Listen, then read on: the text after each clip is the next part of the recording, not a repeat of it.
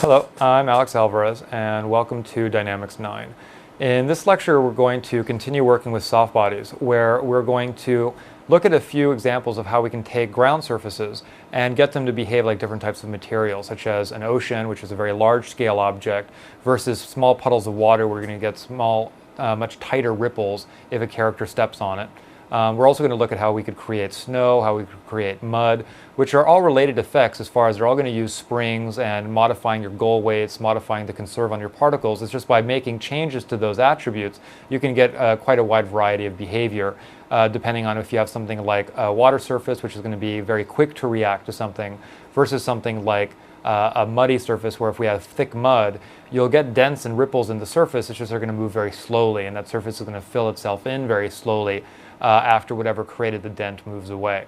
Then after we look at these examples, we're going to look at how we can create springs between soft bodies and other objects so that we could create examples where a character could pick up a soft body from a region of it, or an example where what we're going to do is we're going to create a trap where we have a net with ropes connected to it and a pulley system so that a character or a rigid body or whatever could get into this net and get trapped by it.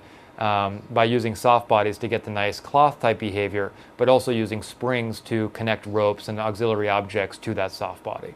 And there's some other examples we're going to look at in this lecture. So there you go. I hope you enjoy it.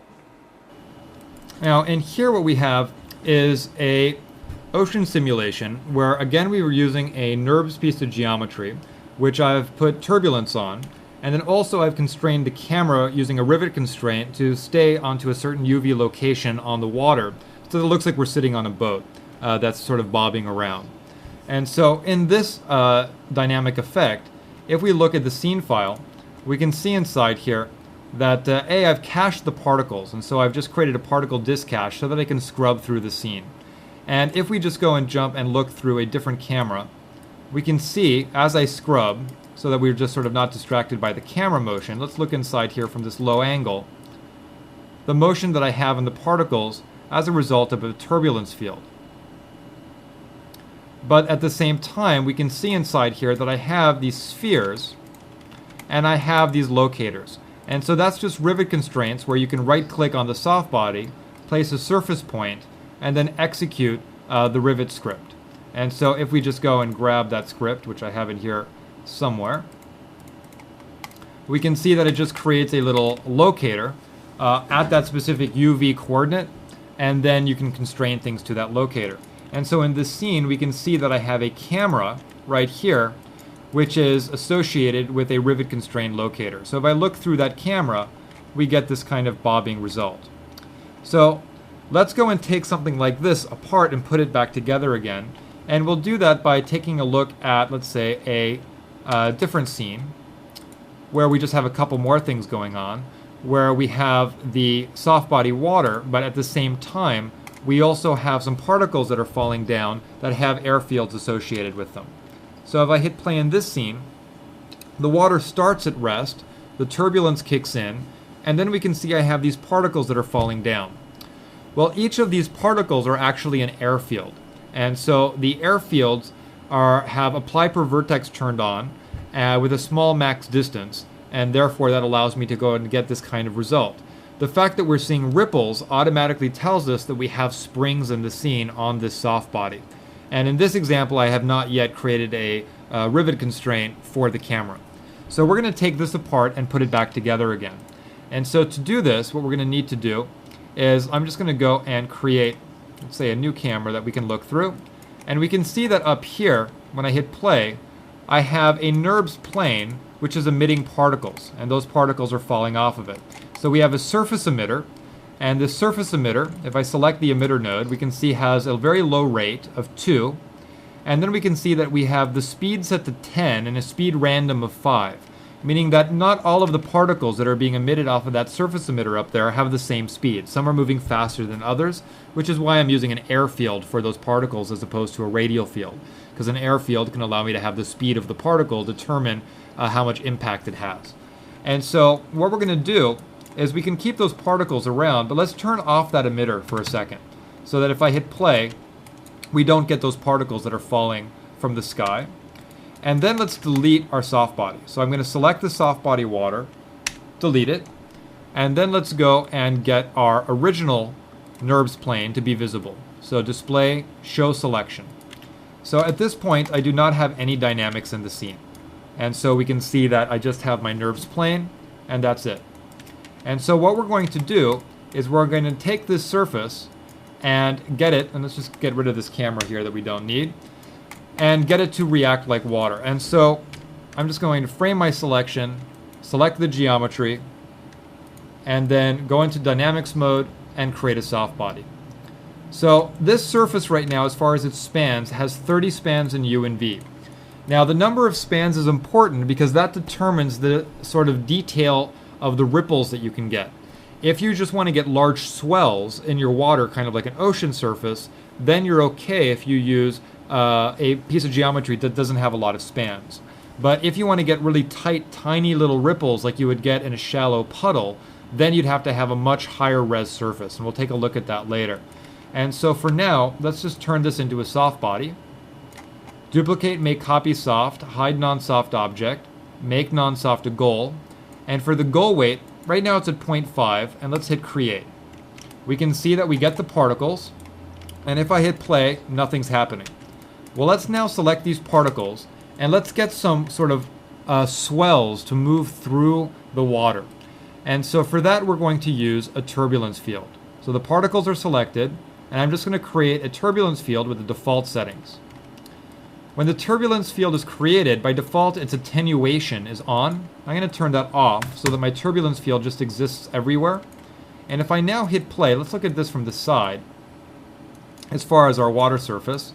And let's also take that light and rotate it just so we can get that specular highlight inside there. And let me grab this field that I created.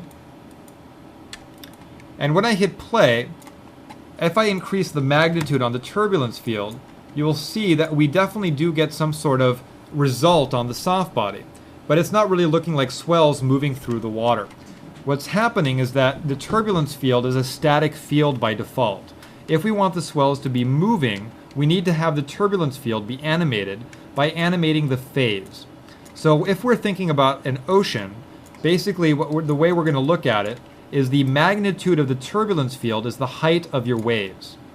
The frequency of the turbulence field is the frequency of your waves. If you want to have a lot of small waves, you have a high frequency. If you want to have a small number of swells, you have a low frequency. So let's lower the frequency down to about 0.2, and when we hit play, we can see that we get a much smoother result on the soft body. But again, the swells are not moving. For them to move, we need to go to the phase. So the phase of the turbulence field, you'll see we have phase X, phase Y, and phase Z.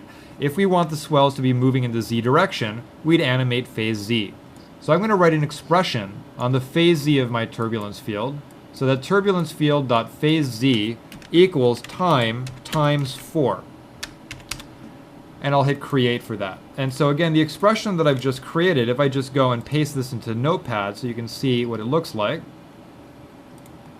is very simple. And so this just means that as time goes by, the phase gets larger. And so the speed that the waves are moving at is really based on this number. If I want the waves to move faster, I will increase this number. If I want them to move slower, I'll decrease this number.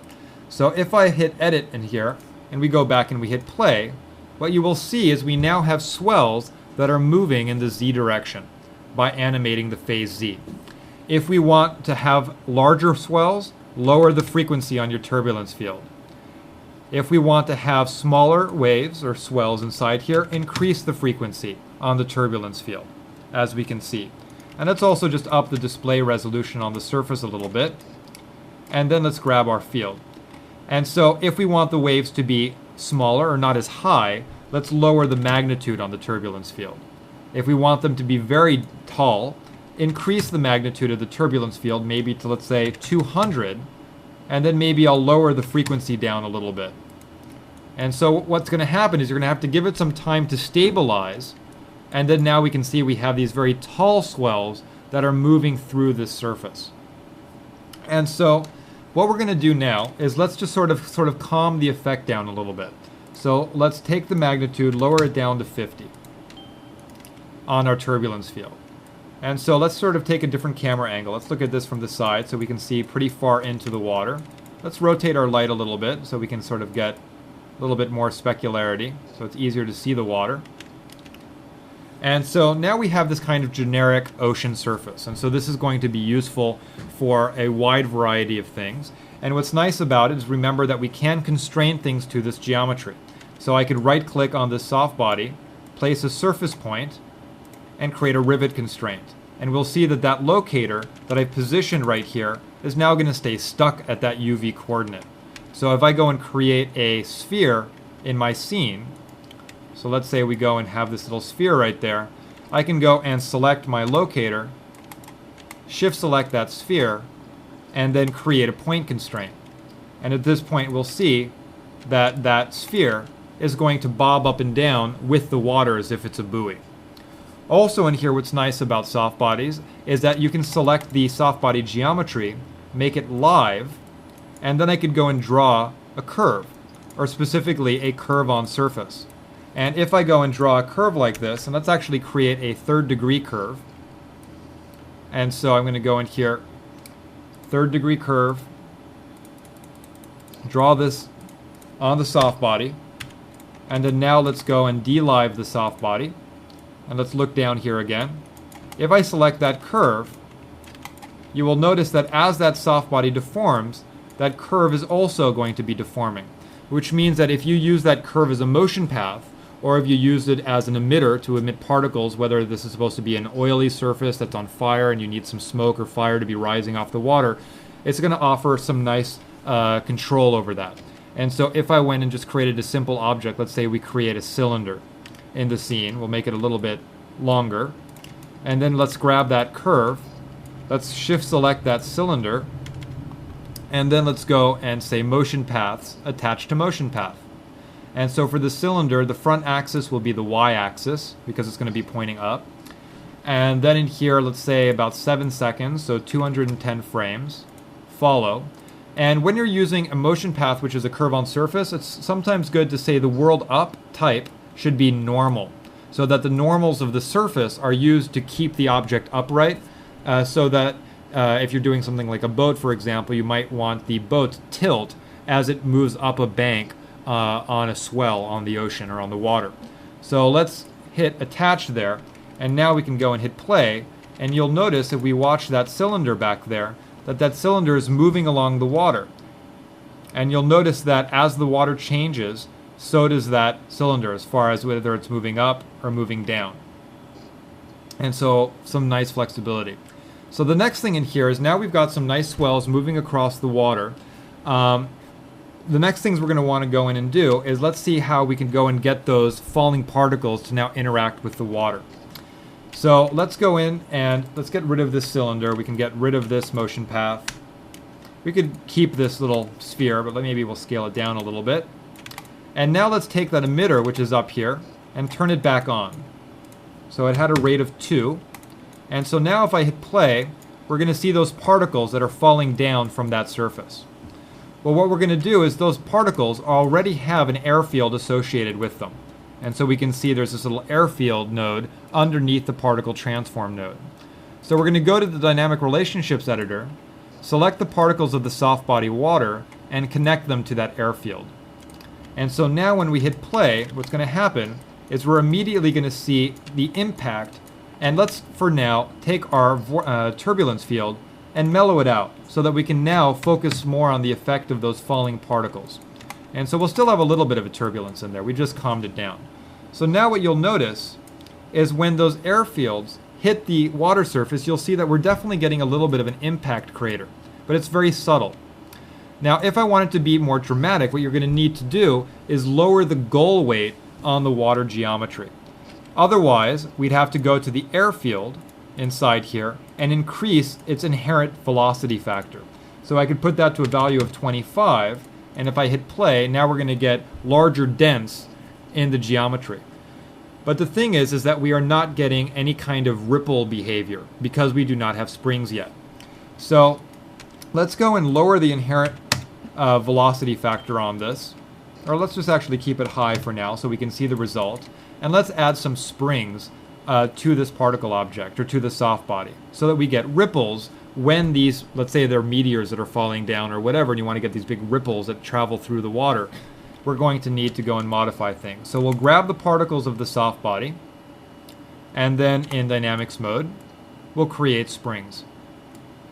In the options for that, again, we want to use wireframe with a walk length of 2. The springs pop up.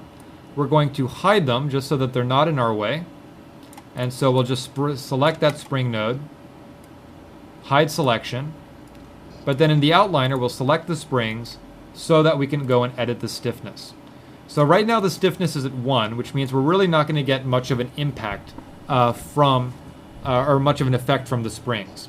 But if we go and put the stiffness to a value of, let's say, 100, we will definitely see a ripple.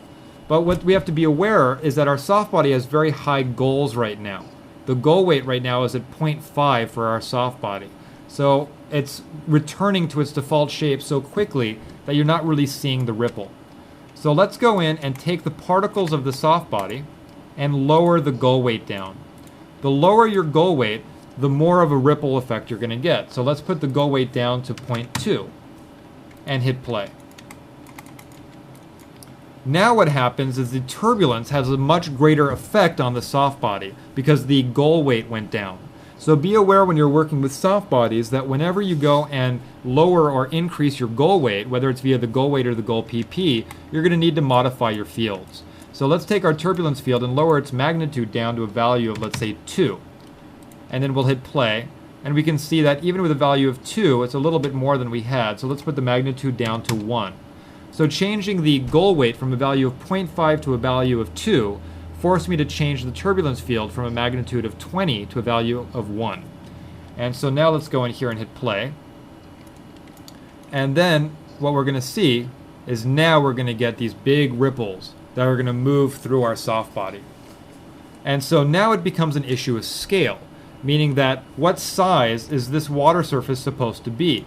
And based on the size that it's supposed to be, what size swells should we be getting? And so at this point, we're going to have to then balance out the goal weight with the stiffness on the springs. And so we can see we're getting these very big swells that are moving through the water surface right now. So if we move back a little bit, if I go and grab the springs and lower the stiffness to a value of 1 and hit play, with a very low stiffness and very low goal, what's going to happen is the geometry is just going to move down, and then it's going to take a long time for it to return back, and we're not really going to see the result of the springs. We're just seeing the oscillation from the goal weight.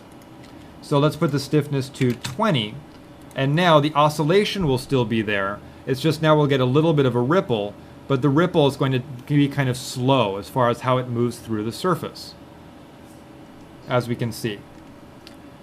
And so if we go in here and grab the stiffness and put it up to a value of 200, now we're going to have a much higher stiffness, which means that those ripples are going to travel faster through the surface.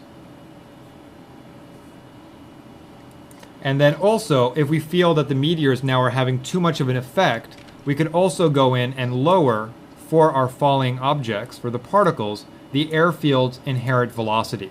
Because again, when you go and lower your goals, you might need to lower the fields down. So let's take this field and lower it down to a value of 5 for the airfield of the falling particles.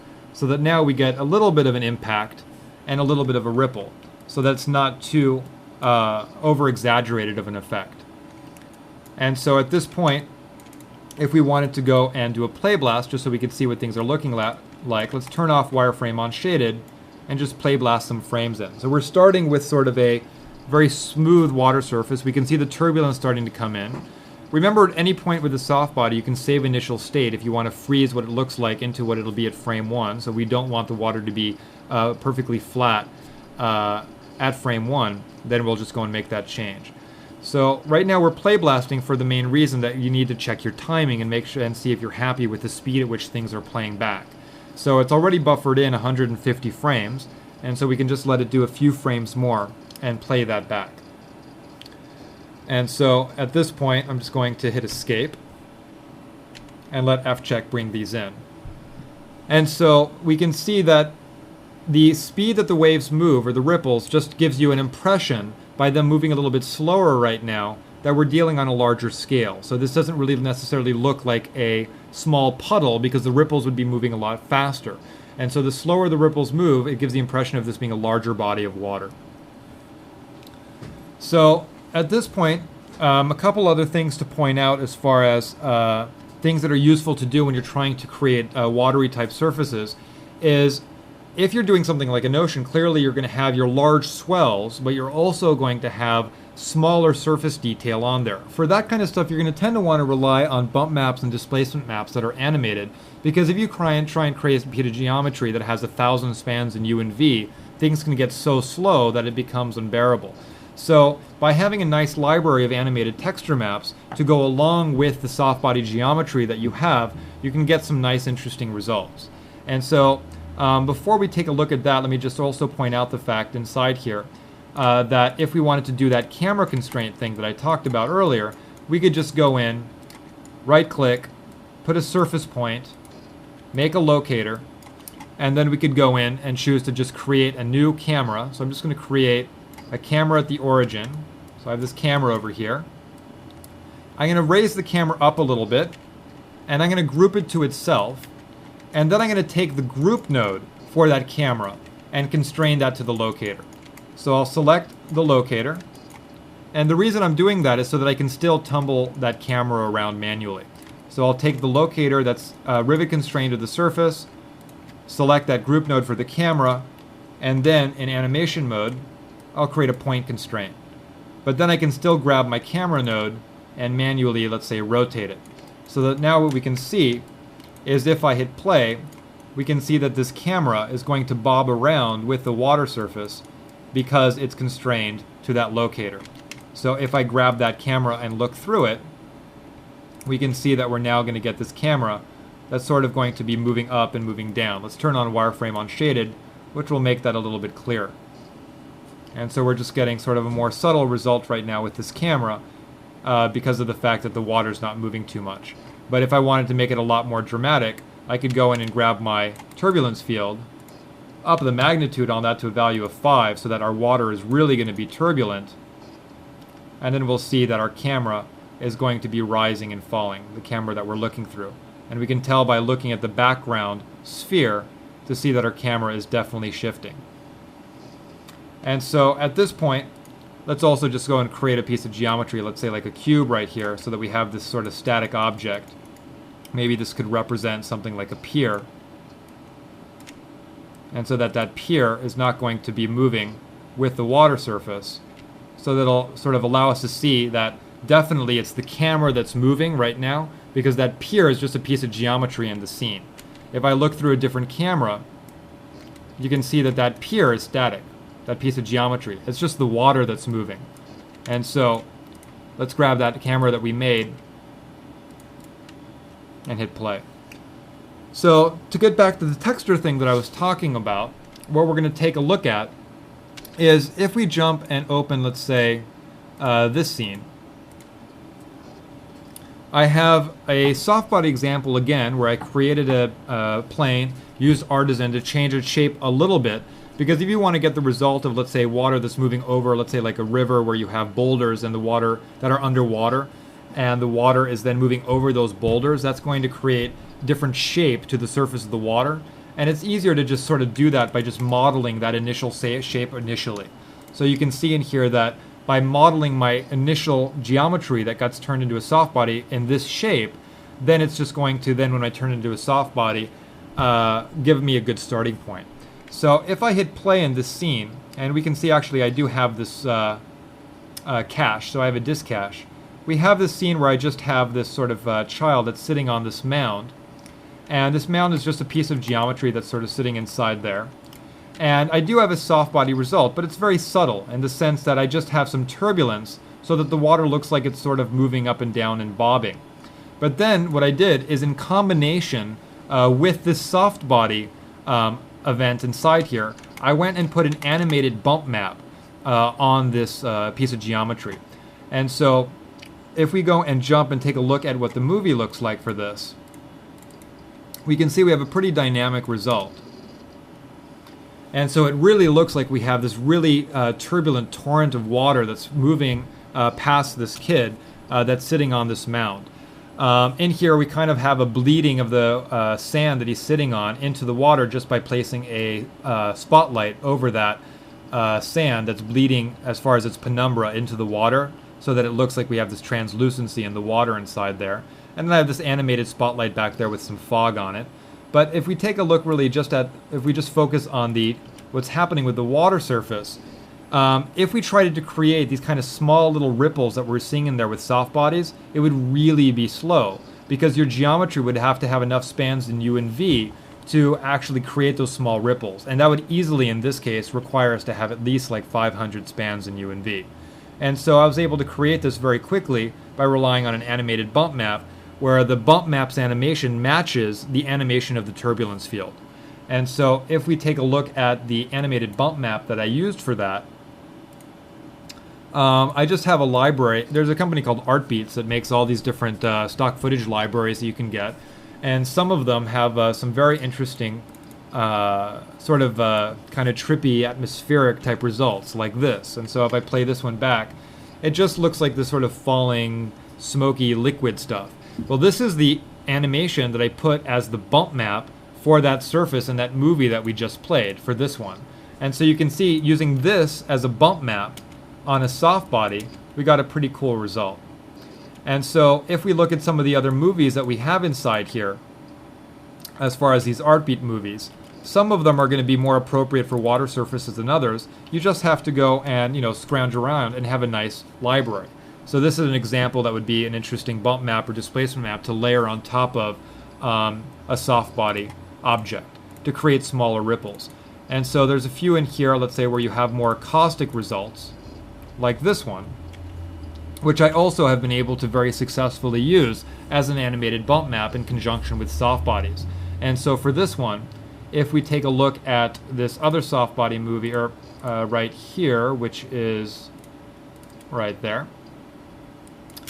here I just needed to have this sort of effect of this furnace that is sitting inside this puddle of oil. And so for this oil look, we wanted to have very small ripples in there. So I do have, it is a soft body with very subtle soft body effect, just a little bit of upwards and downwards motion. But the main thing that's going on there is the animated bump map that I have on that surface. So soft bodies aren't always the answer. You just have to, when you're trying to do liquid, you're just sort of doing a combination of soft bodies, displacement maps, bump maps, and so forth, based on the resolution that you are needing to get. But sometimes you might need to get small ripples like this in a soft body. And so we're going to look at that next, just because of the interaction that maybe needs to occur between the soft body and geometry in your scene. And so for that, what we're going to take a look at is the scene file for this movie, where, if I can find it. In this movie file, we can see that we're getting a soft body effect. There is no bump map or displacement map in here, but we're getting these nice soft little ripples in here. It's really creating more of a watery type effect.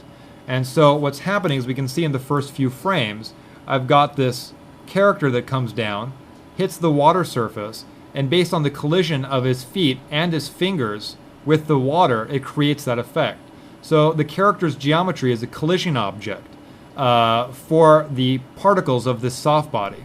But then the soft body has a lot of spans. And I think in this scene it has about 180 spans in U and V to create those small little ripples that we're seeing in there.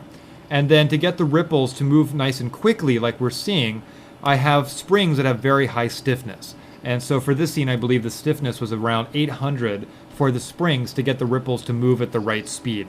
Otherwise, it was just looking like too dense of a material. So to get it to be a little bit more watery, it was just that balance. And since water can create very small ripples, that's why I needed to go in and have the spans be so high. So if we go in and open that scene file, which is going to be in here somewhere, we'll see that this scene file isn't the fastest thing in the world, because that's what happens if you need to do this kind of result, which is normal. And sometimes things do get slow. That's just the nature of stuff. And so this is loading in, and I believe this file might have a cache, which also might slow down the importing. But for the file, we'll see that it's exactly the same as what we just previously did with our ocean, in the sense that we have a soft body and it has low goals and it has springs. The only difference is that the springs are a lot stiffer and that we have a lot more spans on the geometry and that we have a collision object. And the collision object in this scene, first let's check to see if we do have a cache. And so I'm just going to click on a different frame. So we definitely do. I just clicked on frame 53 and we can see that I can just click on different frames and it's just taking me there.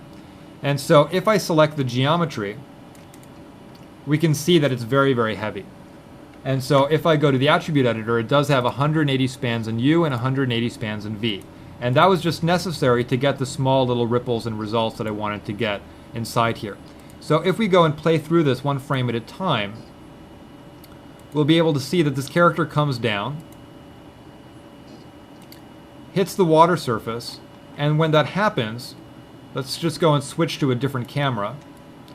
We can see that the geometry is automatically denting in based on his geometry hitting that. So we are getting a footprint shape in the water based on his geometry. What I did is I literally just went in and created some collision objects that are parented to the joints. And so if we go in here, I didn't actually use the geometry for the character, but I went in and created these little dummy objects. And so I created this little polycube that kind of matches the shape of the foot, one for the front of the foot and one for the back of the foot. And I did the same thing for the other foot and the same thing for his hand. And then these objects I parented to the joints, and then I went to, in dynamics mode, particles make collide, so that the particles of the soft body could collide with those pieces of geometry that are parented to the skeleton. And it's as simple as that. And so we can see that automatically when those pieces of geometry hit the particles, those particles are going to move out of the way. So we can see when his hand, I could have made more of them if I really wanted that effect to occur when his fingers hit the water to make it a little bit more accurate.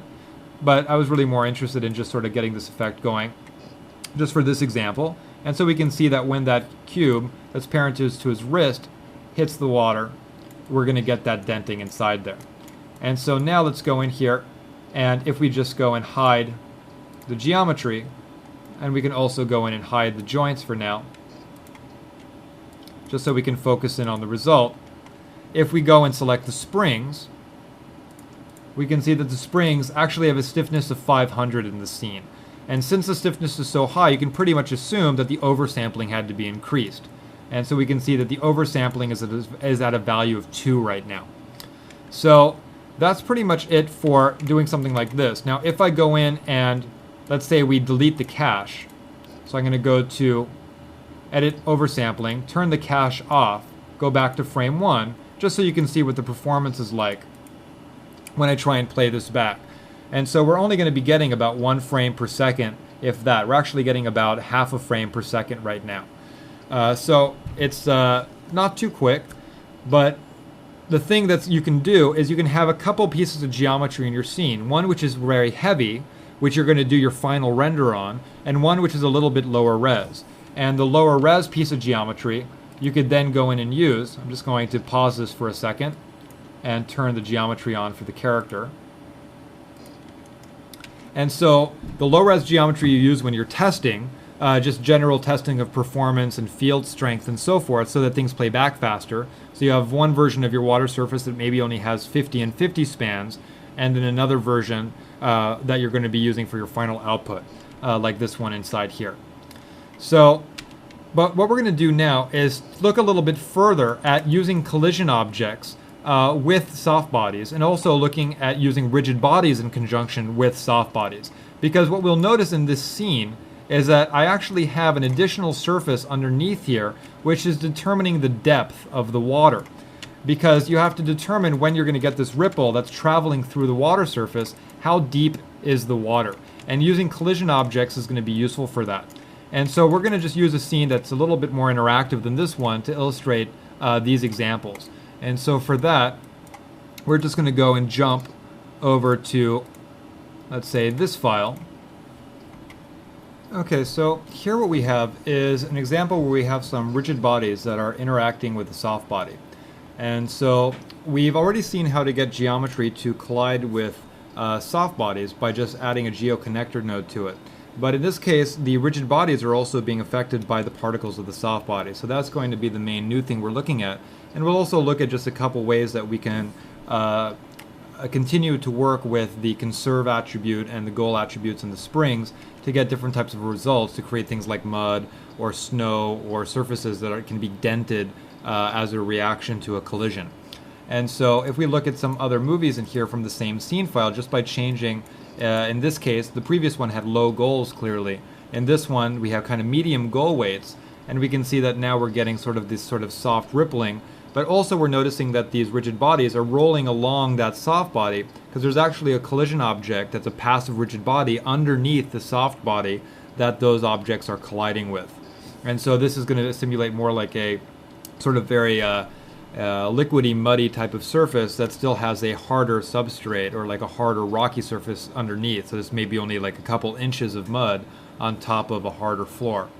Then if we look at, for example, this one, what I've done is lowered the conserve on the particles while having goals also be low so that the particles don't have that oscillating behavior. We don't have springs in here either. So we don't have the rippling, we don't have the oscillation, and the rigid bodies are just sinking down deeper into that soft body so that it looks more like, let's say, a quicksand type effect. So let's go and take a look at how we can go and put this together. Where I have the scene file up, we can see if I play back, we have the file open that has the low goal weights and the springs.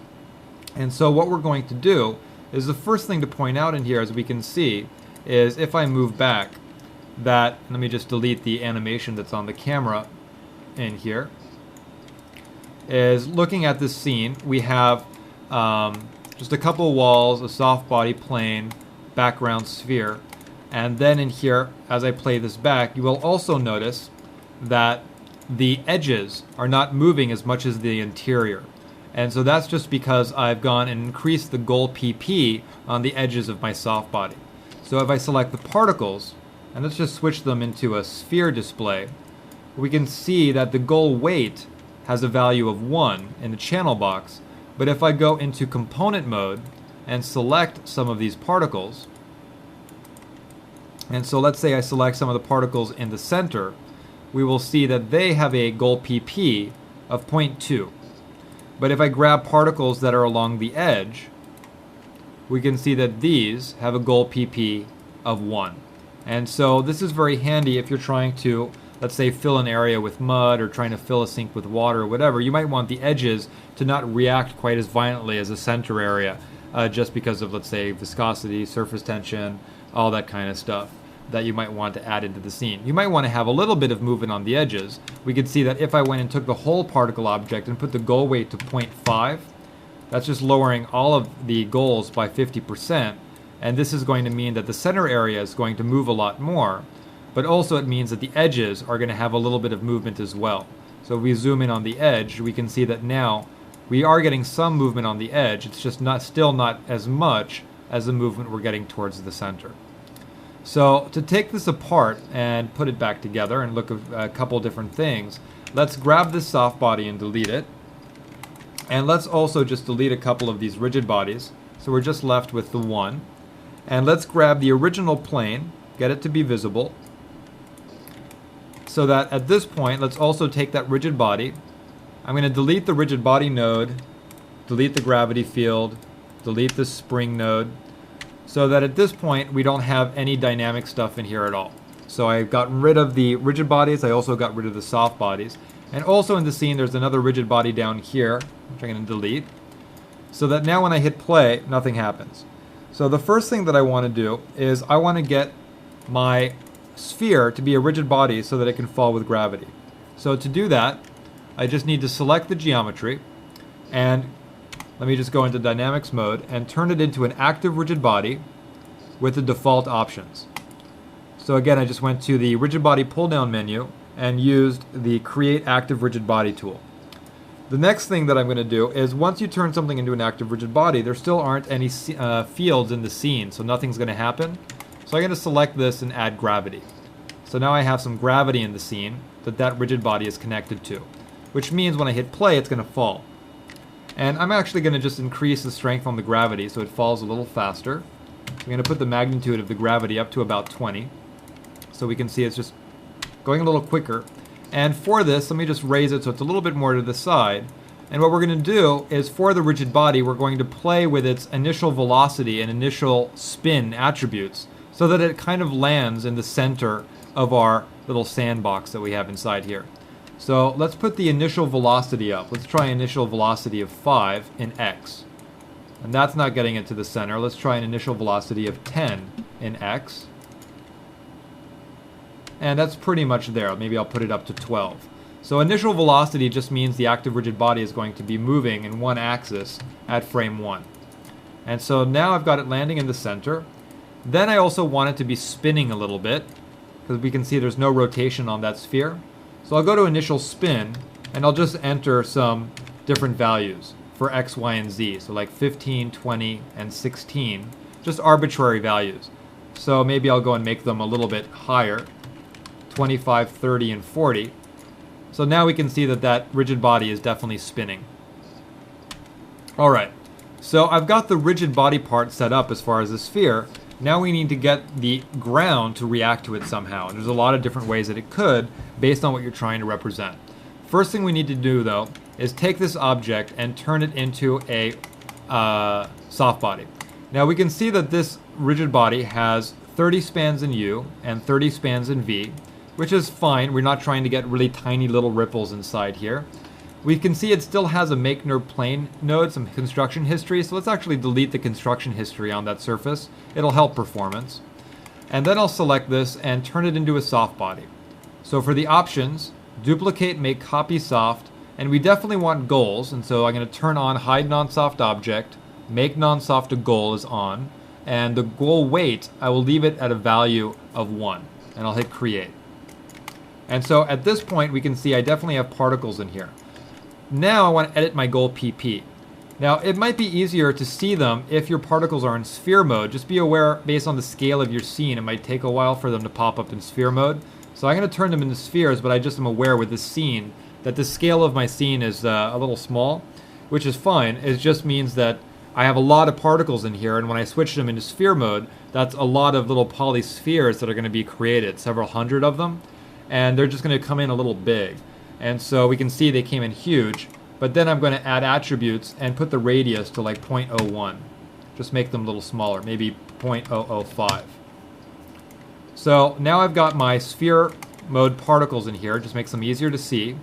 And let's go into component mode and select some of the particles. And so the ones on the edge already will have a goal PP of 1. But I'm going to go to the top view and select all the particles in the center, like so. And let's go to the component editor and give them a goal weight. So now clearly when we're editing the goal PP, we have to be thinking what kind of material we're trying to create.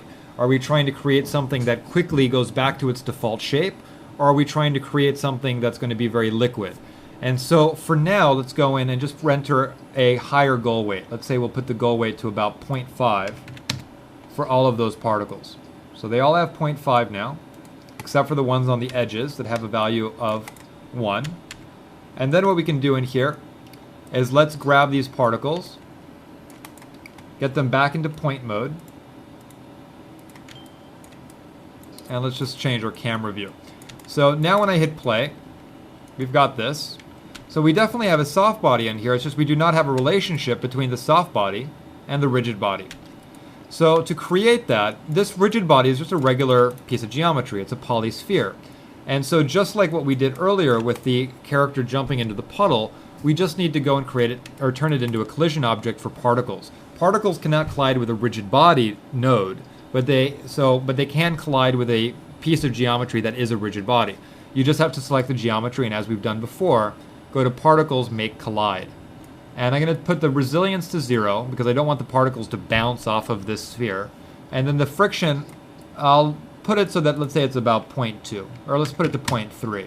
So that there is friction between the ground surface and the sphere, there's just no resilience, there's no bounciness. And so now that I've done that, they're still not going to be connected.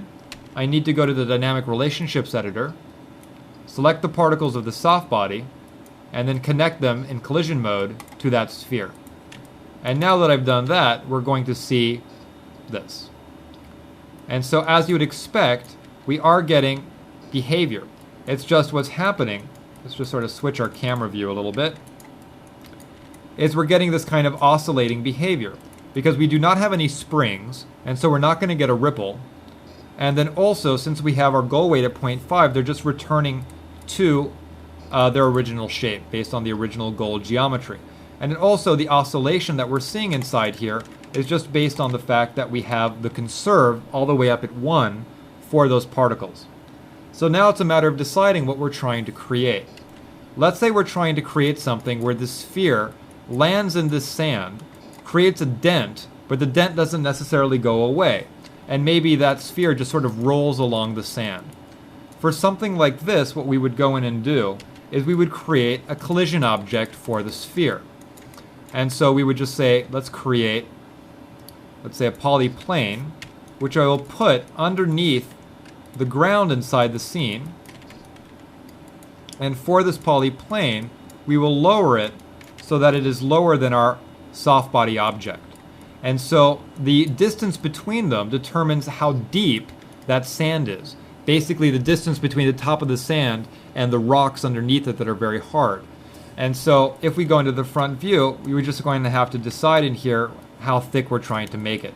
For now, let's just get it so that it's a few units below, but not too deep. And let's take that surface underneath there, we'll delete history on it, and turn it into a passive rigid body. And then also for that surface, I don't want it to render, I don't want to see it. And so I'm just going to, I would first, in its render stats, turn off cast shadows, receive shadows, and primary visibility. And then also for it, in the multi-lister, I'll just assign a transparent shader to it so that we don't see it. And so now if I hit play, what's going to happen is that rigid body is going to go through the soft body, but then notice how it bounced because it hit that poly object that's underneath there. And so inside here, we're getting this kind of denting result. But the thing is that maybe we don't want the particles to return to their original shape. And so let's go inside here and see what we can do about that. If we selected the particles, first of all, and we didn't want to have so much oscillation inside them, we know that we can go and lower the conserve. So let's take the conserve and put it to about 0.9. By doing that, on this surface, we'll notice that they just lose energy a lot faster. So if I put the conserve to 0.5, same thing, even quicker. But the thing is, it's not really making a dent. For a dent to be made, what needs to happen is, or a dent that stays behind, is that your goals need to go down. If you want to be able to get a dent in this object that sticks around, you'll just grab the particles and lower the goal weight. Right now the goal weight is at 1. Let's say I put the goal weight to a value of 0. What's going to happen is if the conserve was at a value of 1, the default, and the goal weight is turned off, your particles are going to get pushed, but they're going to move forever. Nothing's going to slow them down. But since the goal weight is at 0, they'll never return to their initial shape. So what we're going to do in here is turn the conserve up, or down, let's say to about 0.75, so that the particles will stop once they're not being pushed anymore. And now you can see we're getting dents. So if you ever need to get an object to, let's say, like a character's foot to make footprints in the snow, or like what we're doing right here, just getting this object to be rolling along the ground, creating this little groove, it's actually relatively straightforward. Just turn off your goals and lower the conserve. Now, if we want to create something like mud, different types of mud based on how they're liquid they are, will create a dent, but that dent will eventually fill in. Also, certain types of rubber that are very soft, you can squeeze them, let go, and they'll maintain the dent, let's say, of your fingers for a little while, and then it'll fill in. So let's say I just take the goal weight and put it to a value of like 0.1. Still very, very low, because remember the goal PP on these particles is 0.5. So 0.5 times 0.1 is a very low value. But if I hit play, what you'll notice is that it's going to very slowly fill itself in. It's really slow. Let's go and raise the goal weight a little bit more. Put it to 0.5. So now we have 0.25 as our goal, and you can see it filled in. And so let's get it to fill in slower. Let's put the goal weight to 0.2 and hit play. So we get a dent, but what you will notice is that very gradually it's just filling itself in, getting back to that equilibrium of being a flat, even surface. And so it's just a matter of what kind of material you're trying to create. And so let's go in here, put the goal weight to 0.3, and it'll just fill itself in even faster. So this is very useful for a lot of stuff. And so the next thing that we're going to do is, well, let's say we wanted to create not dents, but maybe we wanted to create a rippling behavior. For a rippling behavior, then clearly we're going to need springs. And also, we still haven't seen yet how to get the soft body to actually interact or push the rigid body. Right now, all we have is the rigid body pushing the soft body, which is creating a successful result. And also be aware that if this was something like sand or mud, you might not expect this object to be so bouncy. So remember that rigid bodies have a bounciness attribute. I'm going to put the bounciness to 0 on my rigid body.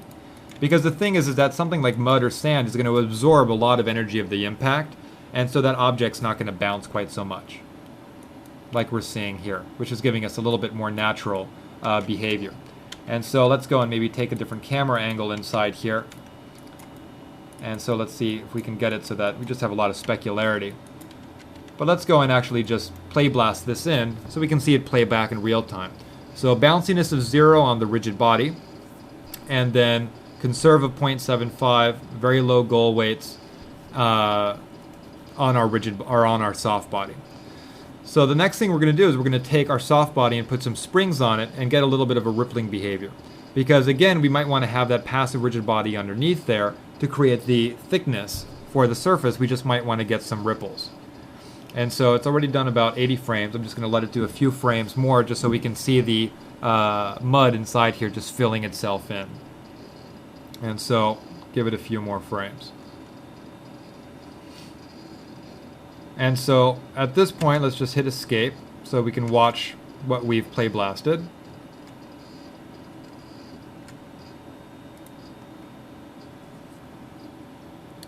And then this is just bringing those frames up.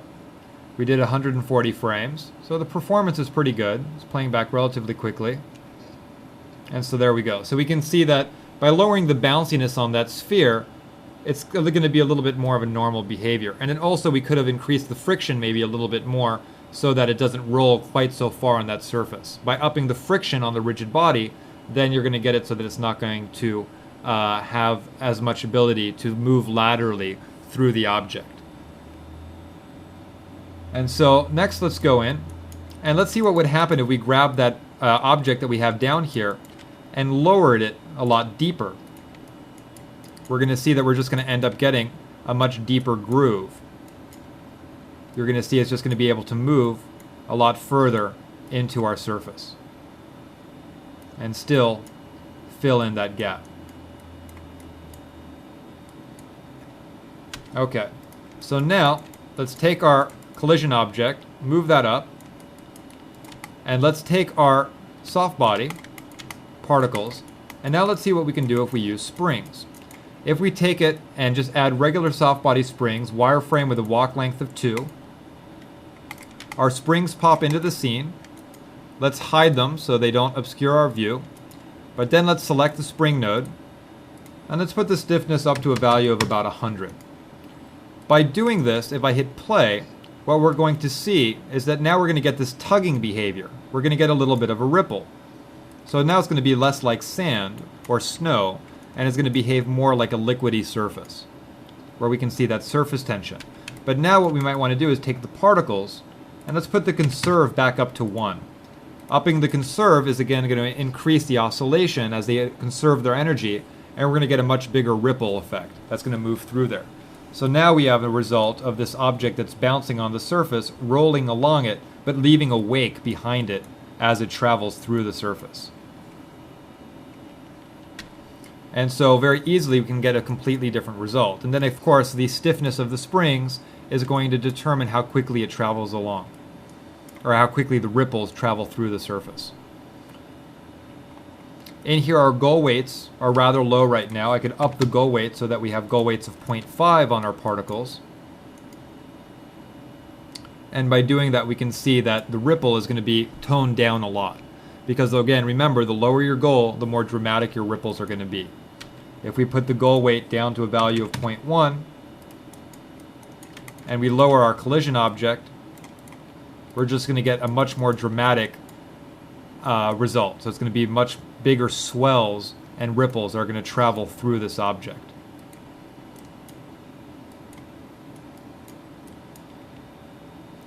And so at this point, the question is going to be, well, now that we are getting this result, how can we get it so that the rigid body is actually affected by the soft body? So that instead of just pushing the particles, can we get it so that the rigid body actually comes to rest on the soft body so that we do not need this surface underneath it, that collision object? Because as we know, if we remove that collision object, what's going to happen is that rigid body is just going to fall forever. And so it will create the impact on our particles, but at the same time, it's not floating. And so let's now figure that out. Well, what we need to do is very simple. Rigid bodies by default will not be pushed by particles, and our soft body is a particle object. And so what we want to go in and do is select the rigid body, and you'll see that it has an attribute called particle collision. By default, the particle collision attribute on a rigid body is off, which means that the rigid body can push particles, but particles cannot push the rigid body. Well, we're going to turn that on. By turning on the particle collision attribute, automatically, since the particles and the rigid body are already connected in the dynamic relationships editor, what's going to happen is this. The rigid body will be pushed by the particles. And you're going to notice that it's actually going to bounce very high because the particles are going to have a very big impact on the movement of that rigid body. So notice that it's just getting thrown very high into the air. So it's all the way up there. And eventually, it's going to fall back down. But when it falls back down and hits the water surface, you'll notice it's going to get shot really high again.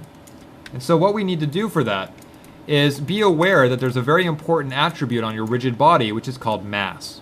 That's basically how heavy that object is. Well, your particles also have mass, the particles that we have for our soft body.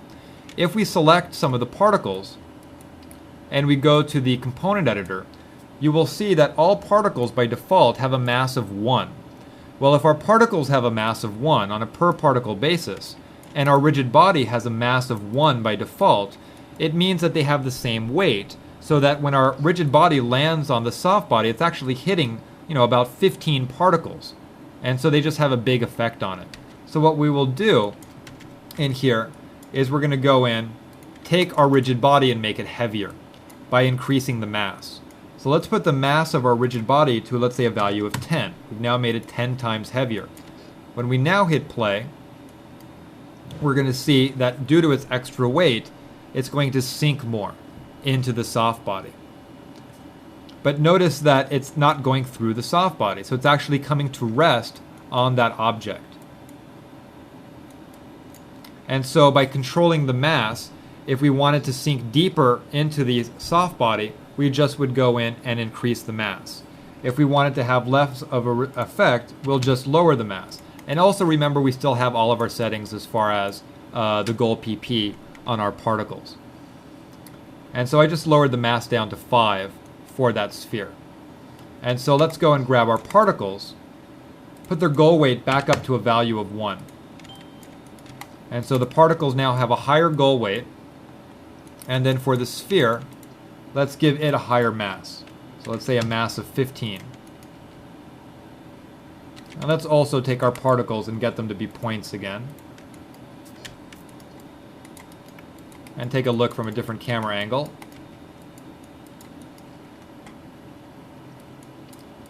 And so now we can see how it's interacting and being bounced up and down.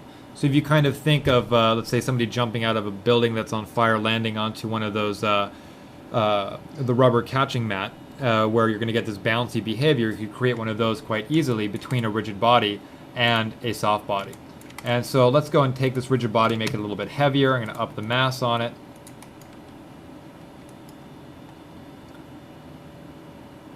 And then at this point, the mass was so heavy, it fell all the way through. We'd have to increase the oversampling inside there, so, or for the scene, so that it doesn't go through, because the particles just slid right around the sides of that object. And then also inside here, what we can do is let's lower the goals a little bit on our particles. And so I'm going to take the particles, and let's put the goal weight down just a little bit. And so we can combine all of these effects in the sense that we can go and combine the result of having the particles interacting with this rigid body, and at the same time we can also go in and still have the collision object underneath, so that we can control how deep the object eventually goes, so that we can have it be affected by the soft body, but at the same time you might want it to only be able to go so deep, so we'll just create our passive rigid body underneath there. So we'll see that it's going to get caught by the soft body, but at a certain depth, it'll stop.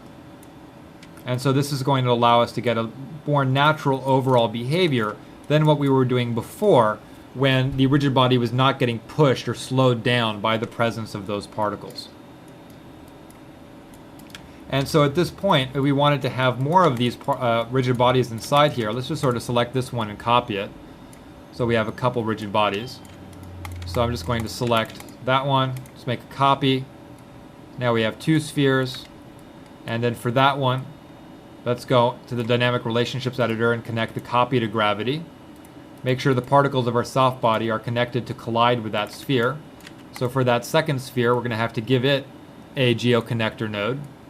And then we can go to the dynamic relationships editor, connect the particles of the soft body to the second sphere, and now we'll have 2 of these rigid bodies falling inside here, affecting the ground plane. And automatically they'll collide with each other if they get near each other, as far as those rigid bodies, because all rigid bodies automatically collide with each other. So you can see that very quickly I can go in and have a few of these objects. Let's go and duplicate this one, maybe move this one over here a little bit, maybe lower its initial velocity down and change some of its spin settings. And then for this one, we're going to now have to go and say make collide, dynamic relationships editor, particles, connect them to collide with that new one, and then for that sphere, connect it to gravity so that it falls. And then now, just like that, we're going to end up having 3 of these falling onto our ground plane. And we can see that they are colliding with each other. And then if we want to switch from this ripple effect, as if they're landing into some mud, for example, so that they're actually, let's say, landing into snow or something where they're creating that dent like we did earlier, the only change we're going to have to make to the scene is we're going to need to go and delete the springs. We wouldn't need those. By deleting the springs, we're going to get rid of the ripple effect. So now what's going to happen is they're going to land, but not create a ripple. We're just going to get the oscillation. But then what we'll do is grab our particle object, lower the conserve to lower down the effects of the oscillation as they try and conserve energy. By doing that, we're not going to get so much of the oscillation, but we still have our goals inside here. So those holes are filling themselves up rather quickly. So let's go and put the goal weight to 0. So the goal on our particles for the soft body is at 0, the conserve has been lowered down to 0.75, and the springs have been removed. And by doing this, now we're going to get dents in our soft body. And then in here, we could go and maybe take our collision object, raise it a little bit, so that the surface isn't going to be so deep.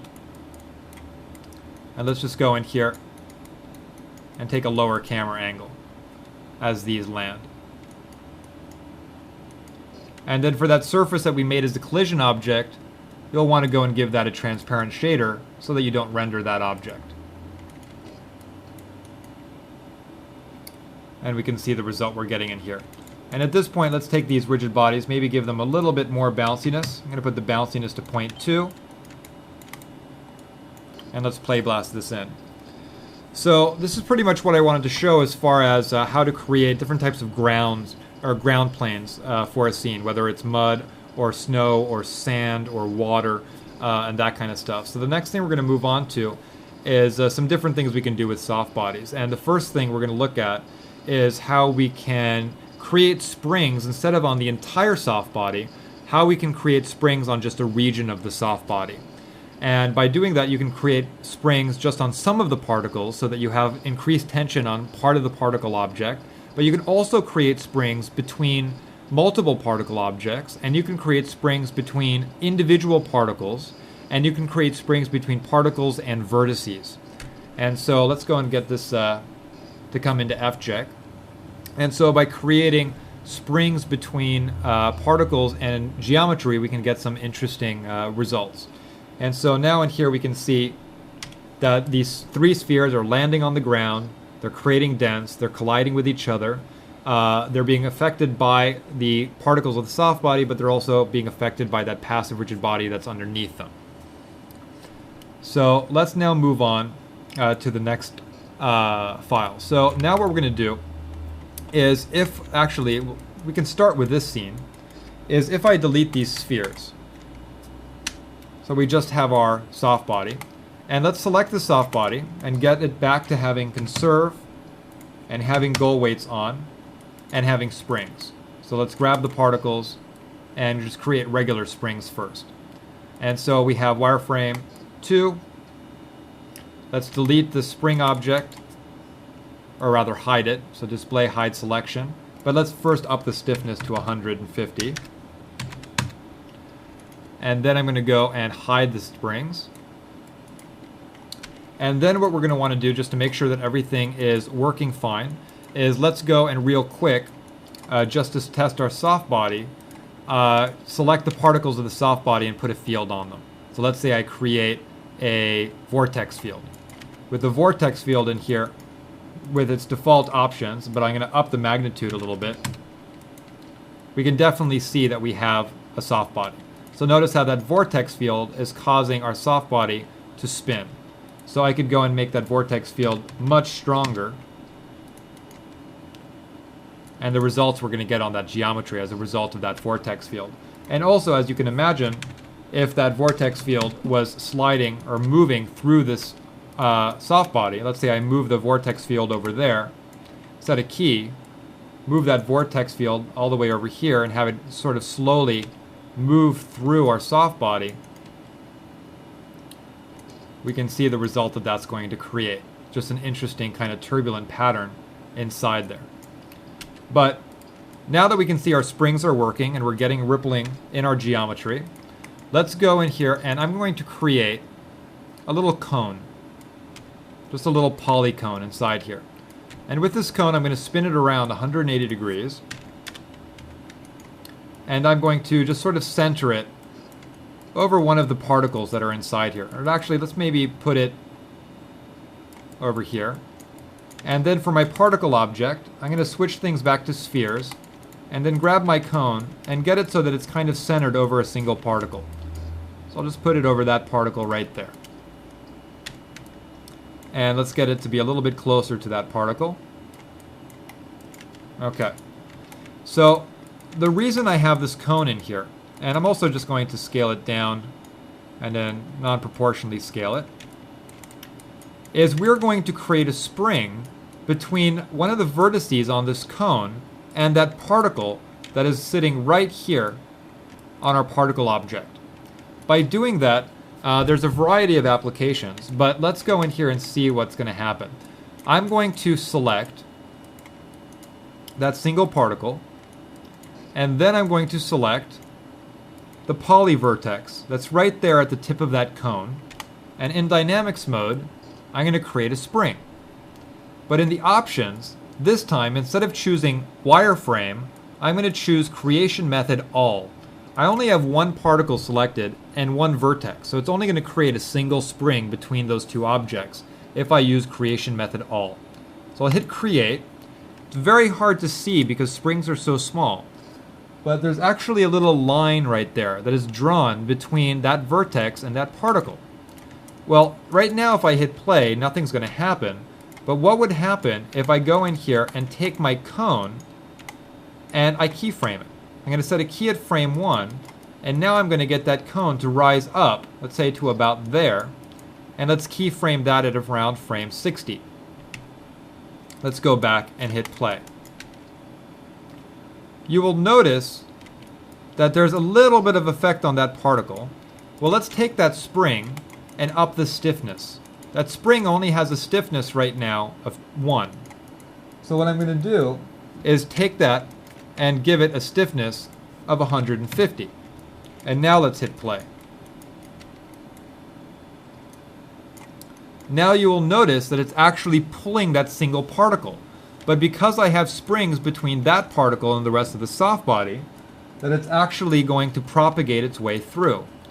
So what I'm then going to do is let's actually grab that spring and make it even stiffer. Let's give it a stiffness of like 500 for the spring between the cone and the particle.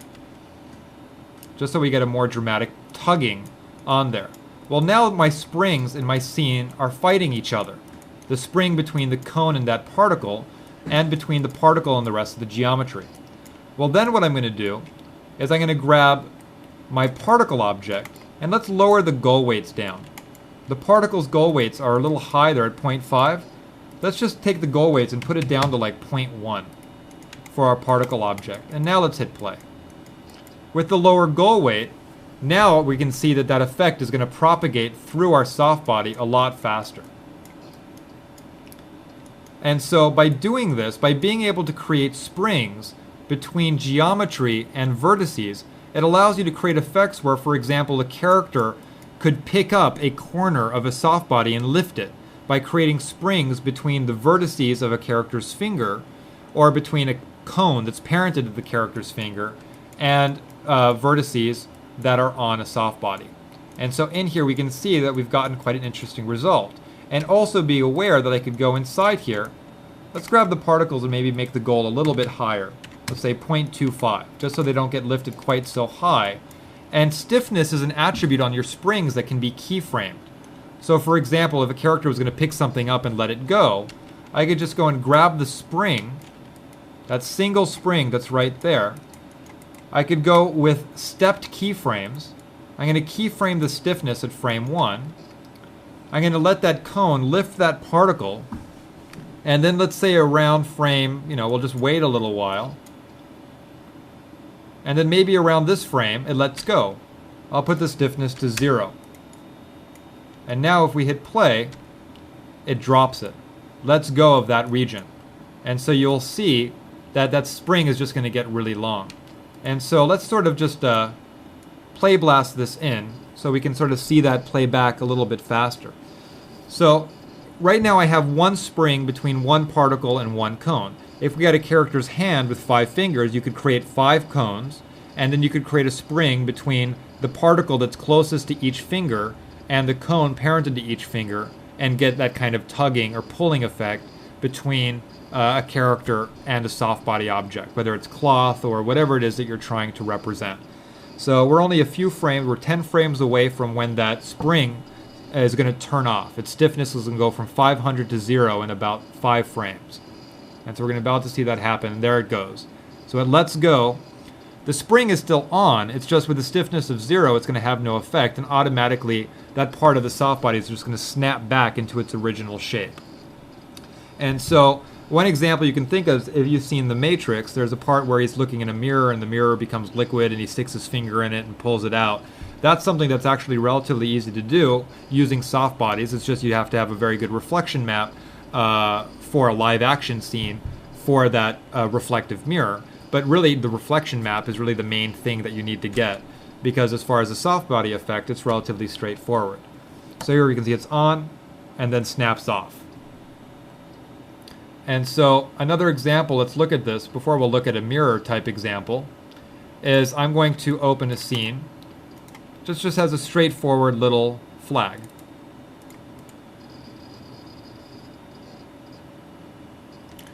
And so, don't need the texture, but if we just look at this flag, we can see that we have a flag that's a soft body that has turbulence on it. So if you want the ripples to be moving in the X direction, for my turbulence field, I would just go and get rid of the expressions that I have on, or the animation I have on phase Y and on phase Z. And then for phase X, if I want the ripples to move in the X direction, I'll just say turbulence field 1.phaseX equals time times, let's say 10. So that we can see those ripples are moving, if we look from the top view, in the X direction. We could up the magnitude a little bit on the turbulence field, so it's a little bit more dramatic. We could lower the frequency down a little bit. And so that's how we're going to control the behavior, of the flag with the turbulence.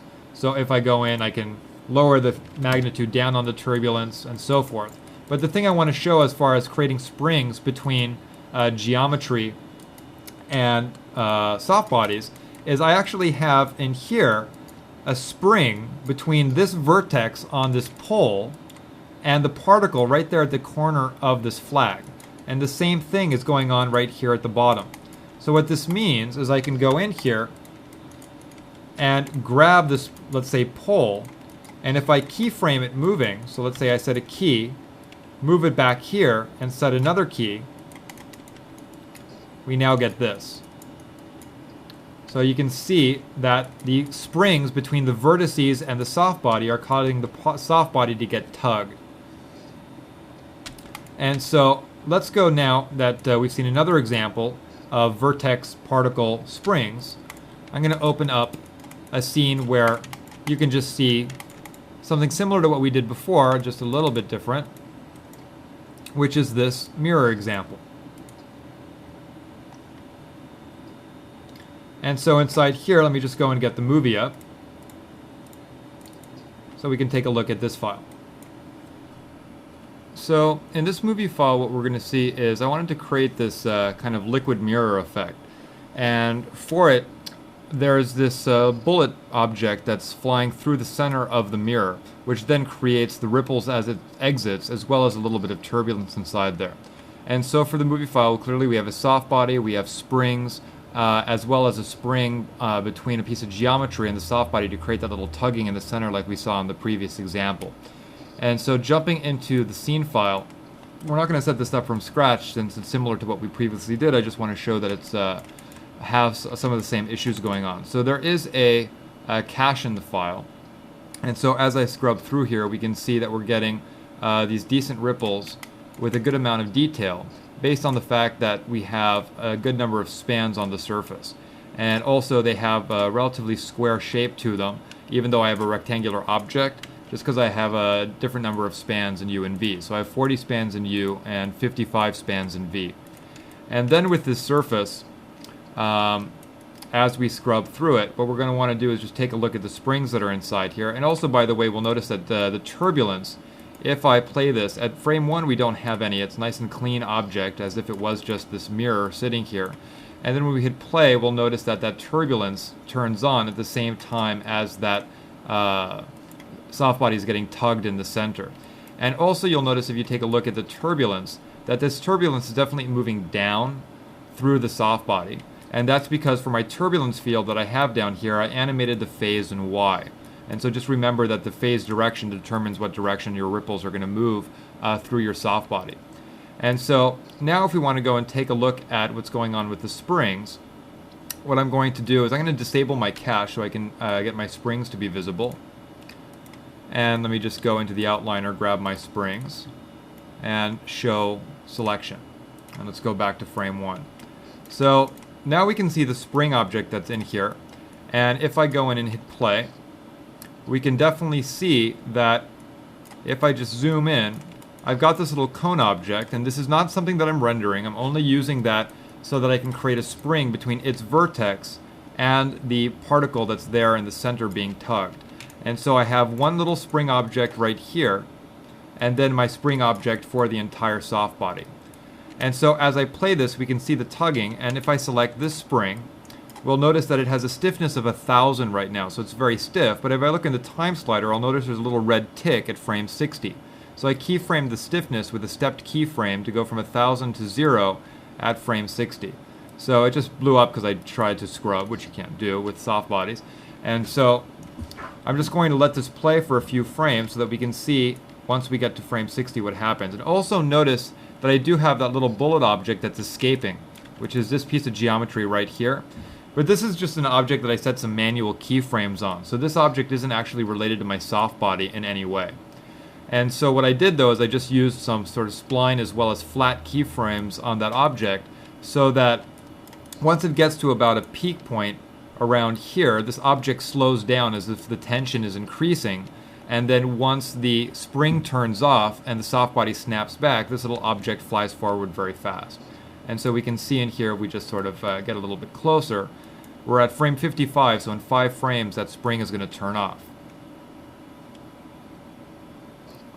And then we can see the ripple that's left behind. So it's a cool effect. So again, it's similar to the Matrix style liquid mirror effect, or if you think of the movie Stargate, where you're creating that kind of large liquid type object. Because right now, even though I'm rendering this as a ray trace reflective mirror, at the same time I could use all sorts of different render styles on this object. I could render it as a transparent refractive object.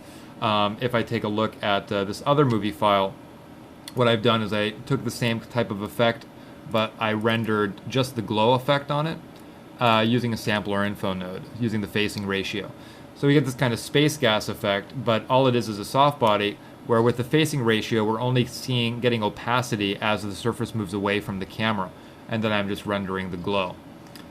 And so now that we've looked at this second example of springs in conjunction with geometry, what we're now going to do is take a look at how we can use springs and soft bodies to create sort of stringy rope type effects, whether you're trying to do saliva that's hanging from a character's teeth, kind of like the Violator character in Spawn, or if you're trying to just create a rope that is dangling from an object, or a rope connecting objects to each other, we'll take a look at how something like that can be set up. And so the first file we're going to look at for that, let me just go and grab that over here and get the movie file up, is right here. So let's take a look now at this file. So here what we have is a file where I've created this torus and connected these little sort of stringy pieces of goo inside there that are attached to it. But the thing to point out is not only are they attached and behaving in this soft body dynamic way, but also notice that they're able to detach and then fall with gravity. And so for this, what I'm going to do is let's also point out, let's just make things a little bit larger, that as I scrub through, the beginning part is relatively straightforward from a soft body point of view, where the torus, as well as the original gold geometry for those little stringy objects, are parented to a group node which is animated. And then for these green pieces of geometry, they have a high gold PP on the ends, a gold PP of 1, and in the center there's a very low gold PP of about 0.1. And so that's what's creating this sort of follow-through motion inside there. But what we notice is that they can then detach, and then also notice that when they detach, not only can they do that, but notice that they change shape. Where if we look at around this point, notice that the ends are kind of trumpeting out as they are connected to the torus. But when they disconnect, what you need to notice is that they are no longer having that trumpeted shape. And so what's happening, as you'd expect, is with these, when they detach, what's going to happen is they're going to become a little bit more globular. And notice that we get this nice rounded shape right there. And so what's actually going on in the scene is the gold geometry for these soft bodies are rigid bodies. And so they are passive rigid bodies that are parented to this group node. But then what happens is they switch from being passive to being active. And at the same time that the gold geometry does that, there's also a blend shape on the gold geometry. And the blend shape is what allows these geometry to go from having this sort of trumpeted out shape to having the nice rounded edges as it closes up when it detaches. And so let's go and take a look at how the scene file is built. And we'll take it apart a little bit and put it back together. And so jumping out to Maya, I've got this scene file loaded. And so we can see the result that we're getting. And so to put this together, or first to take it apart, we'll see that here are my soft bodies. But if I go and hide the soft bodies, and in this case, let's just go and delete them. And then I go to this group node. I'm going to grab the gold geometry and get that to be visible. And let's actually just grab the shape nodes for that. And so now when I hit play, we're seeing this. And so you'll notice that for these objects, if I rewind, each of these has a rigid body node associated with it. So these are all passive rigid bodies, each one of these. These are all grouped together underneath this group node, and the group node is animated moving around. And then for these objects, if I select one of them, we'll see that it has a blend shape. And so this blend shape is being triggered the moment they become active. And so if we were going to go inside here and put something like this together from scratch, what I would go in here and do is, as far as modeling these objects, these are just cylinders that I went and added some spans to. We can see that they have about 9 spans in U and 6 spans in V. And then I just move the CVs around to make them look like they're connected to the torus. So that's relatively straightforward. So we don't need to really model one of those from scratch. But let's go in and just get rid of all of the rigid body nodes that are inside here. And get rid of all of the dynamics that are in the scene. I can get rid of this gravity field. So that now all I have is this. And then also I'm going to get rid of the blend shape animation that's in here. So I'm going to delete the blend shape nodes. And so those are gone as well. And so at this point what we have is this. So basically geometry that's grouped together, and the group node is animated. So the animation is on this group node right there. We can see that we've got some keys, and if I go into the graph editor, we can see that this is where all of our curves are. So that's a very simple scene at this point. And so now if we want to go and start setting this up, first what we do is we can set up the soft body aspect of this first, but it's a little bit easier to just set up the rigid body part. And so in here, what I have is we can see that if we look in the hypergraph, I've got a bunch of objects that are grouped together. And so here are the cylinders. And then the cylinders, we'll notice inside here, are grouped together, and they actually have just some remaining stuff from the rigid bodies, which we can delete and get rid of. And so now we can see that we just have cylinders, and I group them together, or group them to themselves. So we've got the cylinder, and then it's grouped to itself. And so that extra group node is necessary just because when you're parenting rigid bodies into a hierarchy, you want to have an additional node on top of them. And then it's that extra node that's turned into the rigid body. So at this point what I can do is select each of these cylinders and turn them into passive rigid bodies. So go to the rigid body pull down menu, create passive rigid body. And so at this point we can see I've got these rigid body nodes inside here, but everything's going to look exactly the same, basically because of the fact that they're passive, so they're going to move with their parent. Then what you're going to want to do with these rigid bodies is all of these rigid bodies are on the same collision layer, which means they can collide with each other, but I don't want these to collide with each other just because they are going through each other right now. So I'm just going to get them to not collide with each other by putting each of these rigid bodies on a different collision layer. So this one will be on collision layer 2, this one will be on collision layer 3, and this one will be on collision layer 4. And so at this point what I need to do is now take all of these rigid bodies, and so let's just go and select those, and let's add some gravity.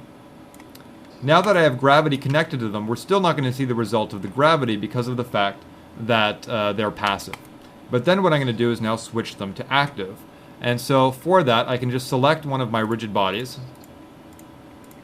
So I've got one of these selected, and for it I'm going to set a passive keyframe at frame 1. So under the soft/rigid body pull down menu, I'm going to set a passive key for each one of these rigid bodies,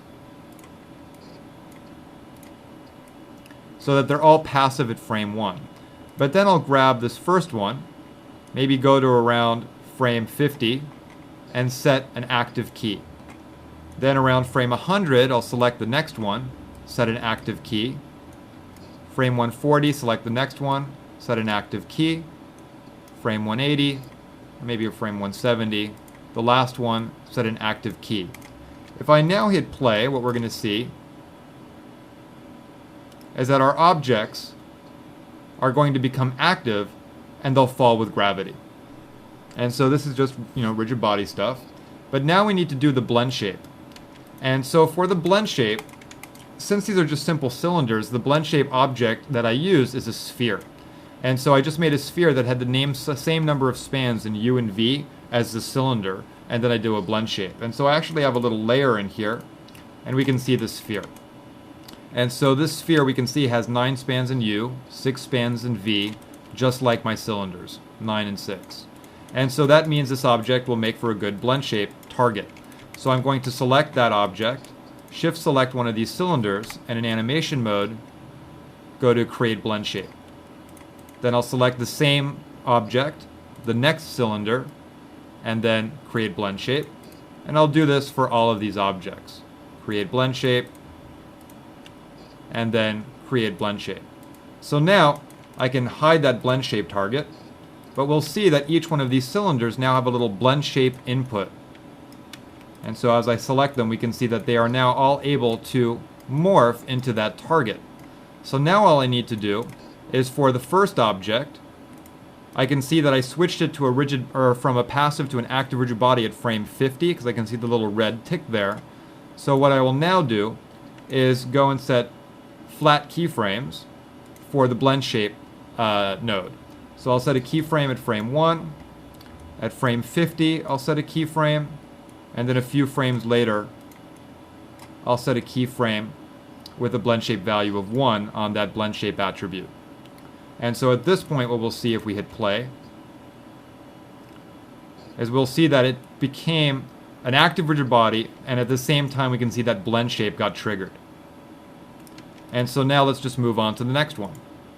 So you can see this is actually going pretty quick. This one becomes an active rigid body at frame 100.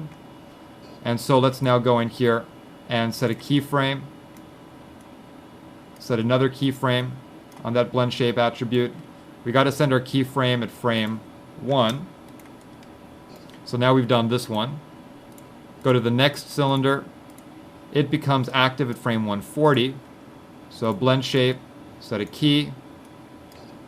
Frame 157, set another key, and another key at frame 0.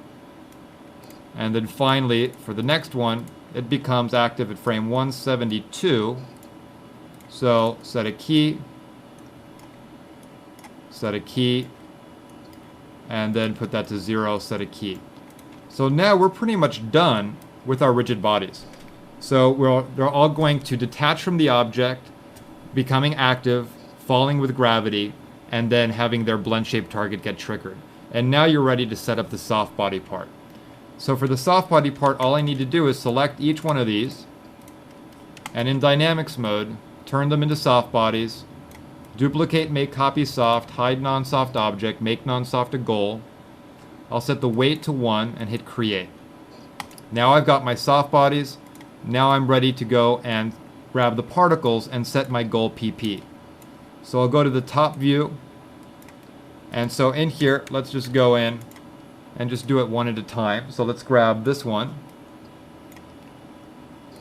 go to the component editor, and set the goal PP inside here to a value of 0 for those. So let's say set it to 0.1 actually, so it's not too low. And then for the next one, in the center, component editor, goal PP, value of 0.1.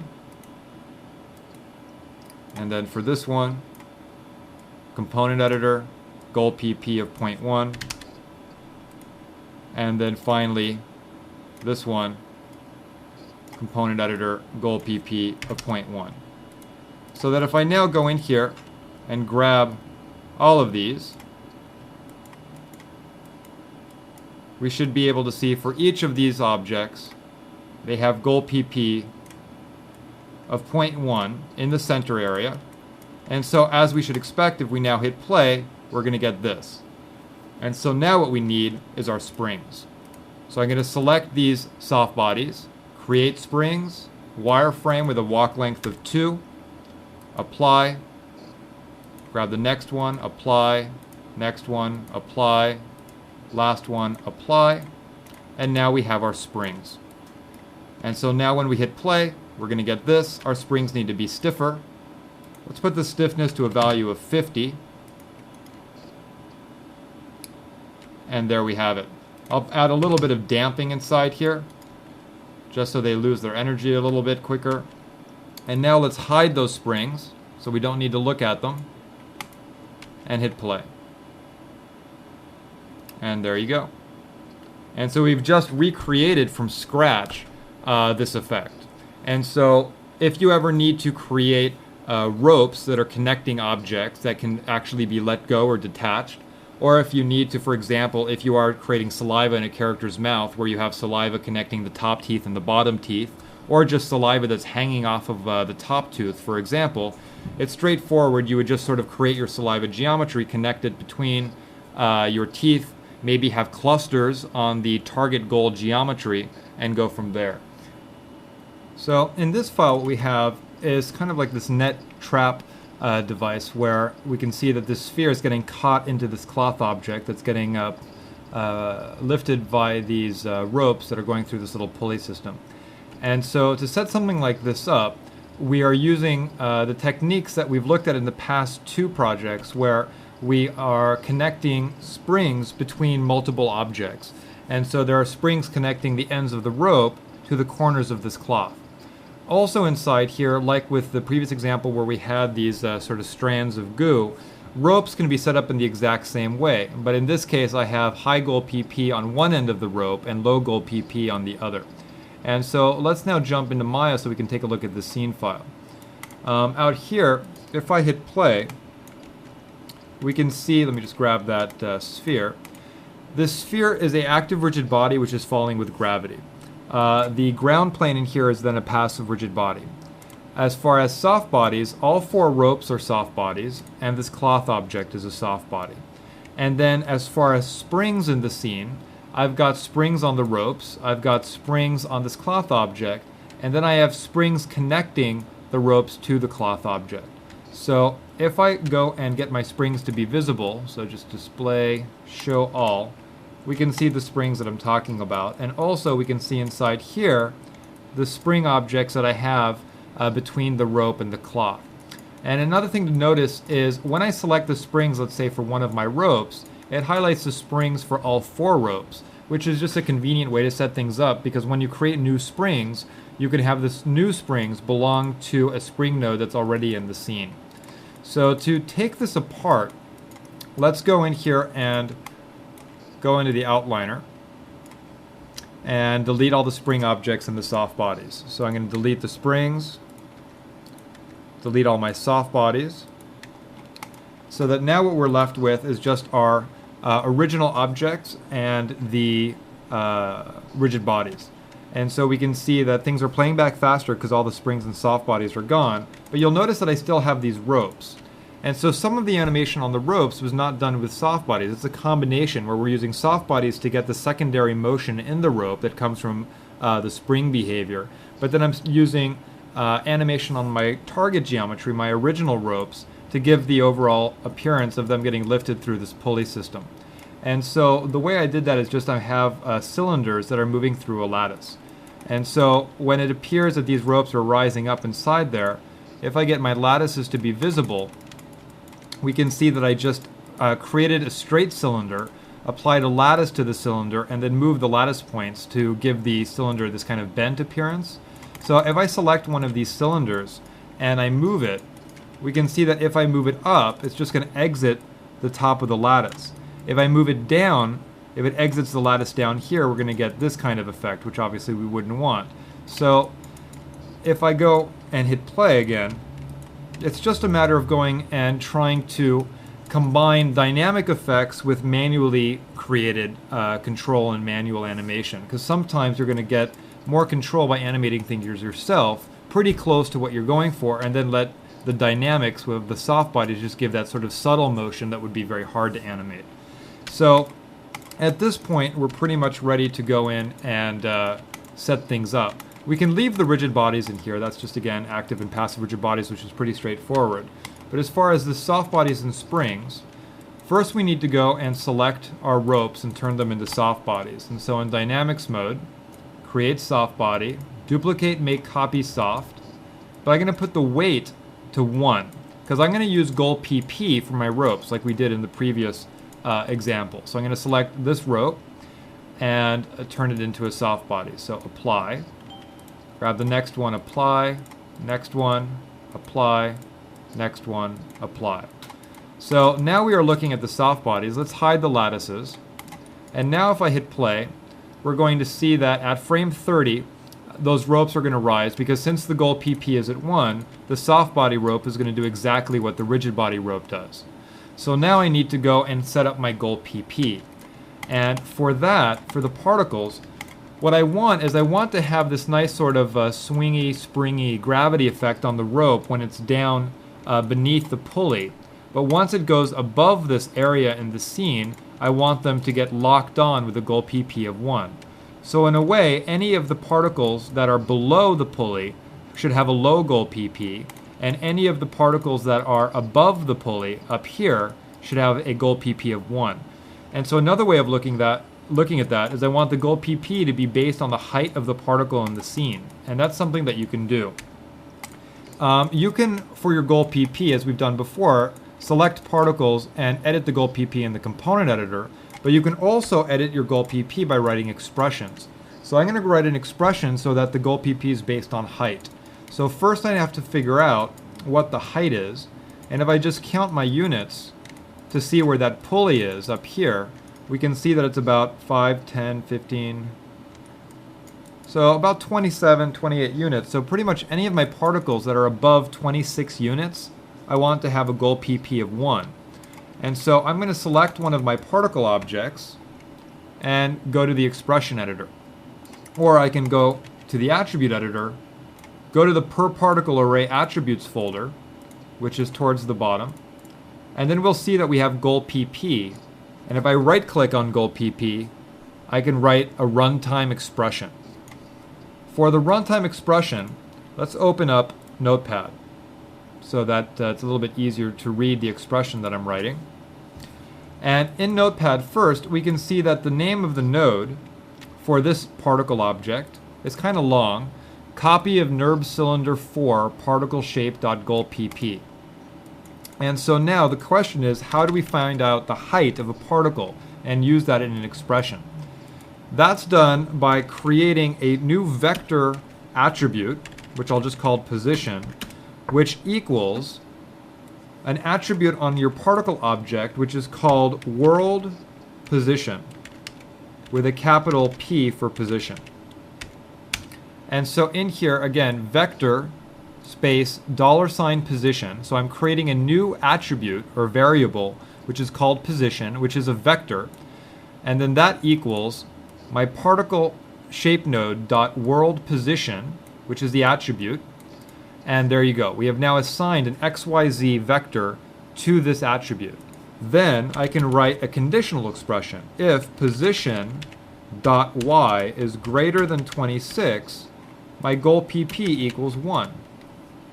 And then I'll say else, or otherwise, the goal PP equals something low, like 0.25.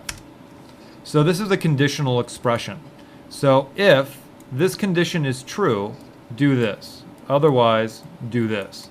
And so for my vector variable, which is position, I'm saying $position.y.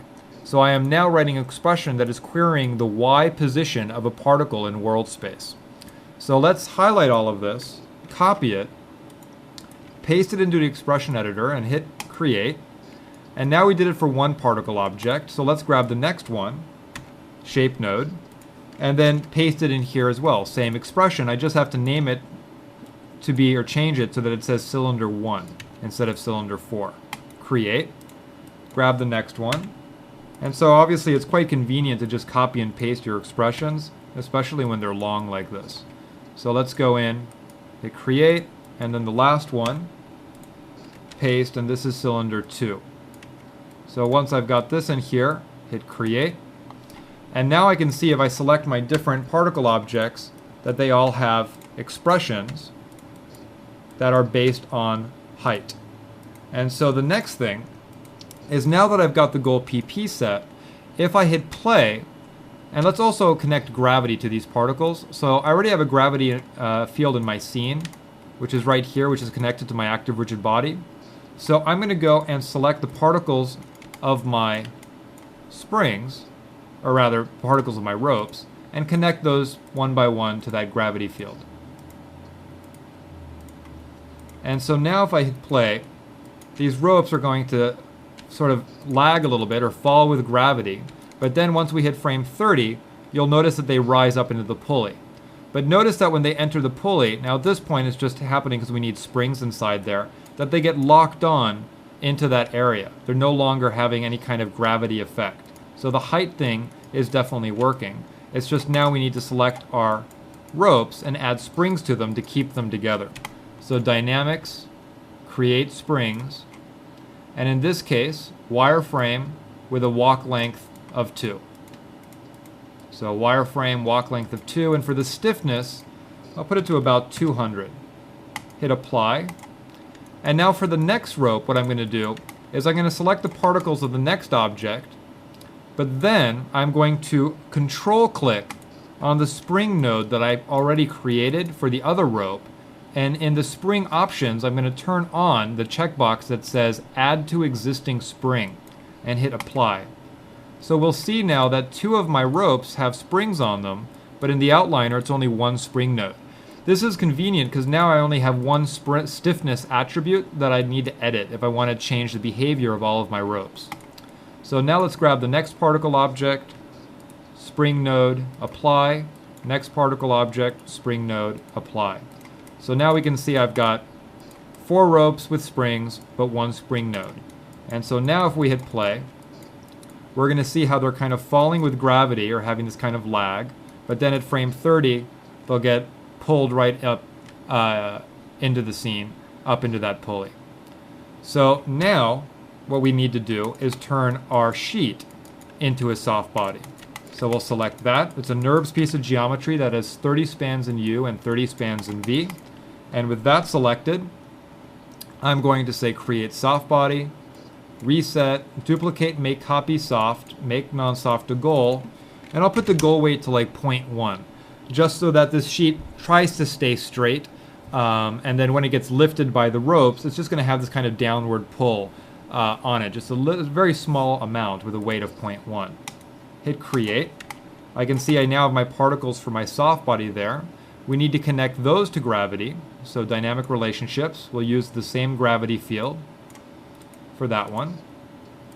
But then now for this piece of geometry, we're also going to need springs. So select that soft body, create springs, and then in this case wireframe with a walk length of 2. And then the stiffness I'll lower a little bit for the sheet. I'll lower it down to about 150. Hit apply. Now I can see I've got my springs down here. And for the particle object of my sheet, I'm going to lower the conserve attribute to 0.99. So as we've seen, if your conserve is too high, your soft body is going to be very bouncy and jiggly. And so by putting it down to 0.99, the sheet will lose energy in a more natural way, and the performance will be a lot better than relying on the damping attribute, which is on your spring node. So at this point, what I need to do is I need to, if I hit play, we've got our springs, but notice that they're all just sort of falling down. So I need to get the ground plane and this rigid body to be collision objects for the soft body. And so the way I'm going to go and do that is for the ground plane, I very simply just need to say particles make collide. And in the options, I'll put no resilience and just a little bit of friction, maybe like 0.1. And then now going to the dynamic relationships editor, I'll select my soft body, which is down here, and connect it to collide with the ground plane. So now when I hit play, that sheet is not going to fall through the ground. Then what I need to do is get it so that the sheet can collide with this rigid body. And for that, what we're going to want to do is, for my rigid body, it has an attribute called particle collision. And that's what's going to allow the rigid body to get lifted by the particles. Well, I'm going to first turn that off before I get my rigid body to collide with the particles. It's due to like a little sort of tweaky behavior with Maya, where it likes the particle collision attribute to be turned on after you connect the rigid body to the particles in the dynamic relationships editor. So particle collision is off. Now I'll select this rigid body and then make collide. And in the options, I'll put the resilience to 0 and the friction to about 0.5. And then let's go to the dynamic relationships editor. And then in here, we're going to select our soft body particles and get them to collide with that sphere. Once I've done that, I will then select the sphere and turn on particle collision on the rigid body node for our active rigid body.